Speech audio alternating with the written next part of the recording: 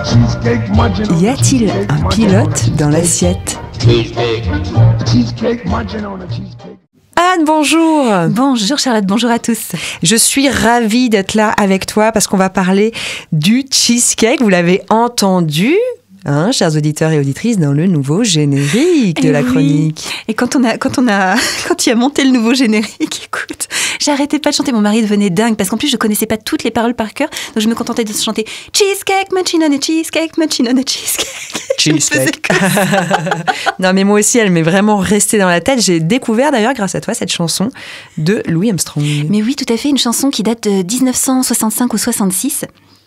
Qu'il a coécrite et qui raconte My Girl Loves Cheesecake. Et ensuite, il va nous chanter Cheesecake Munchin on a Cheesecake, Munchin on a Cheesecake, puis Cheesecake Gobble Gobble Cheesecake, Gobble Gobble Cheesecake. Donc déjà, on va commencer par grignoter le cheesecake, puis ensuite on va l'avaler, l'engloutir. Voilà, évidemment.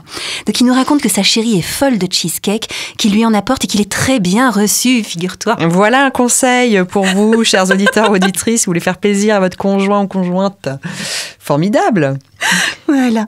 Sur le site Papy et Pupille de Anne Lataillade, elle parle de cette chanson de Louis Armstrong et elle dit que toute sa vie, il a gardé un lien très fort avec la cuisine de la Nouvelle-Orléans et qu'il signait toujours ses lettres « Red beans and ricely yours » qu'on pourrait traduire par « haricots rouges et risement vôtre ».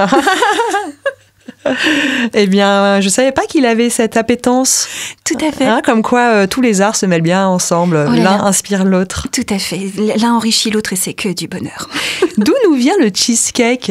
Alors, le cheesecake, il date pas d'hier, figure-toi, parce que ça remonte finalement en Europe au gâteau au fromage. Donc, une pâtisserie aux origines à base de fromage frais, caillé ou fromage blanc, qui remonte à la Grèce antique, où le fromage blanc, c'était finalement juste une méthode de conservation du lait qui se changeait un petit peu tout seul en fromage. Hein. C'est vrai que cheesecake comme ça, on a l'impression que c'est une création assez contemporaine, assez raffinée, mais non, ça remonte à un petit moment maintenant. Hein. Alors, il y a quelque chose de ça quand même, parce que le cheesecake auquel on pense, c'est le cheesecake new-yorkais, mais il dérive de spécialités européennes plus régionales, notamment, on va voir tu sais, en France, on a une spécialité dans le Poitou qui s'appelle le tourteau fromager. C'est cette espèce de gâteau qui a une forme bombée, une croûte noire et qui est tout mousseux, moelleux à l'intérieur. Je connais pas. Ah, eh ben tu le découvriras. À découvrir. Je me le note dans ma liste. En Moselle, tu sais, dans ma région d'origine, en Alsace-Moselle, on a aussi une tarte au fromage qui s'appelle Käsekuche ou c'est la même chose. Sauf que je ne sais pas le prononcer de deux manières différentes. Alors, Käsekuche ou Käsekuche en alsacien, et qu'on va appeler aussi la tarte au Mogin en Lorraine. Donc, ce sont peut-être d'ailleurs des variantes ou des ancêtres de notre quiche en version sucrée. Il faudra qu'on pense à faire un tour de France, Anne, en chronique, pour la découverte culinaire de nos pays. Mais quelle bonne idée.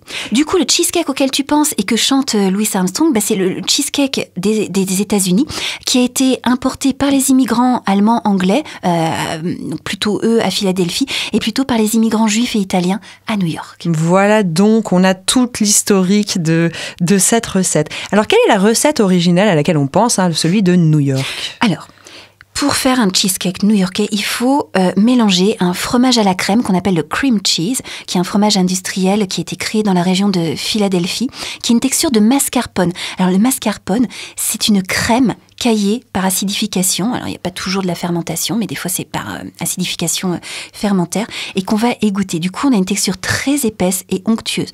Parenthèse, le mascarpone, c'est de la crème caillée. Donc quand tu manges du mascarpone, tu manges de la crème. C'est pour ça que c'est tellement bon. Donc, le fromage cream cheese, voilà, il y a quelque chose comme ça qui donne beaucoup d'onctuosité, de crémeux.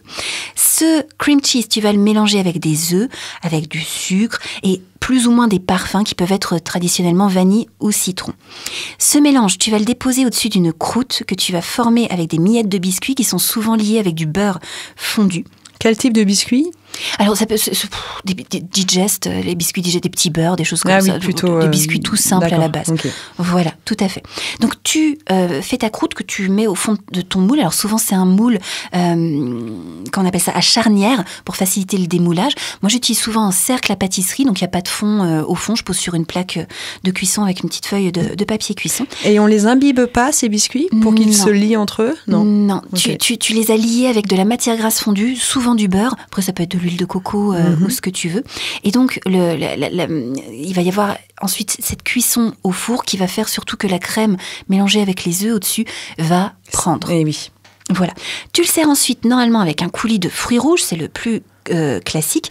Et la cuisson, elle est fréquente, mais elle est facultative. Par contre, derrière, tu as toujours de la réfrigération pour obtenir une texture plus ferme et avoir quelque chose qui se tienne un petit peu après le démoulage. Oui, puis c'est rafraîchissant, c'est un dessert qui se veut rafraîchissant, non ? Tout à fait, Ouais. tout à fait. Alors c'est rafraîchissant à condition qu'on le digère. Parce que là, c'est vrai, quand tu me dis c'est cette crème de fromage là, très onctueuse, là je pense digestion. Ouh là là. Oui. Donc c'est sublime pour les papilles et c'est parfois un enfer pour le foie.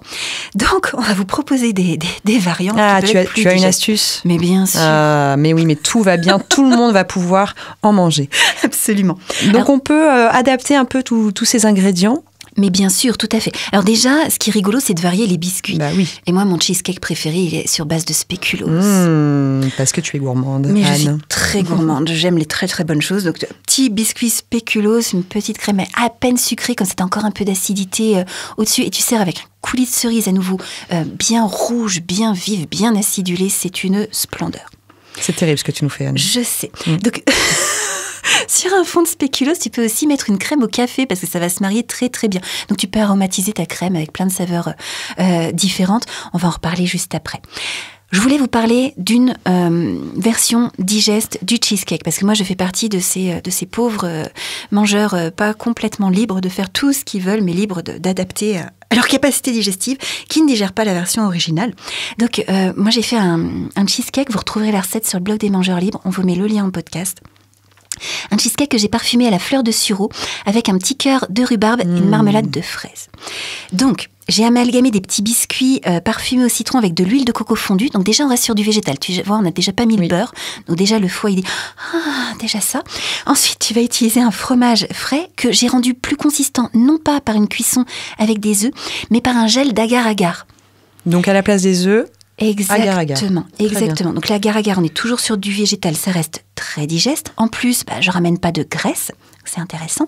Et la crème, elle est parfumée au sureau, tu sais, c'est qu'il y a un parfum suave, légèrement litchi, etc., qui contraste super bien avec la rhubarbe acidulée et les fraises très fruitées. eh bien voilà, tout le monde est content. Mais tout à fait. En plus, là, ça va pas tarder à se faire le printemps, on va pas tarder à récolter nos fleurs de sureau, donc il va être temps de s'y mettre. Et c'est pour ça que tu nous en parles aujourd'hui, ces deux saisons. Tout à fait, on essaye. Alors, on peut aussi faire des cheesecakes salés, et c'est très rigolo. On va reparler après de variantes un peu classiques. Mais moi, je fais une recette très sympa, notamment quand je fais des animations cuisine pour le syndicat du reblochon, au printemps du reblochon, etc. Une recette de reblochon façon cheesecake en trompe-l'œil avec un coulis de poivron doux. En trompe-l'œil, c'est-à-dire ? C'est-à-dire que tu as l'impression de voir un cheesecake avec un coulis rouge, etc. Sauf qu'en fait, c'est complètement salé et que la crème est uniquement constituée d'un reblochon qu'on a épluché. Et c'est drôle et c'est bon. Ça doit être perturbant quand même de se dire je mangeais sucré et finalement non, c'est le goût prononcé du reblochon qui me vient en bouche. Alors les gens savent comment ils vont manger du reblochon. Tu les prends pas par surprise. Non. Sur moi. Non, je ne suis pas coquine à ce point. Donc, pour cette recette, le biscuit, en fait, c'est un mélange de biscottes avec des graines de courge, de tournesol, qu'on va bien relever avec de l'ail, des tomates séchées, des herbes de Provence. Au-dessus de ce mélange bien tassé, donc sans cuisson, tu tasses au fond de ton cercle. Je dépose mon reblochon entier que j'ai éventuellement juste épluché, comme ça le trompe-l'œil est plus sympa. Maintenant, on peut garder la croûte parce que la saveur est plus typée et ça peut être plus cool. Et au-dessus, je vais verser un coulis de poivron que j'aurais fait rôtir au four, que j'aurais mixé avec un petit peu d'ail.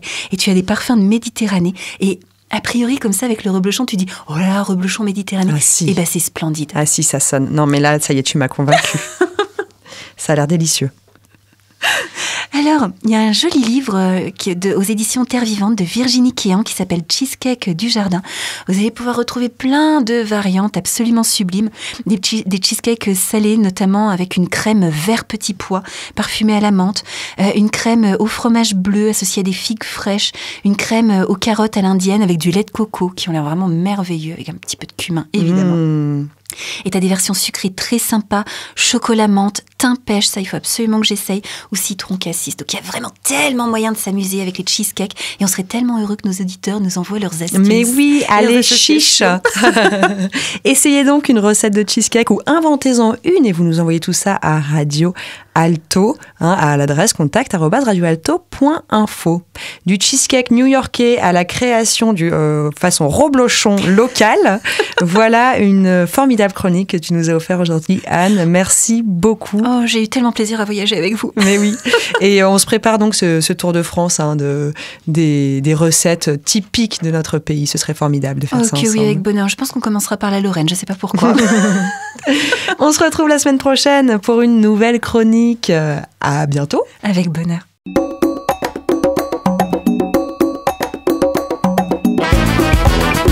Cette chronique vous a plu ? Alors participez-y en posant vos questions à Anne-Claude à l'adresse contact@radioalto.info.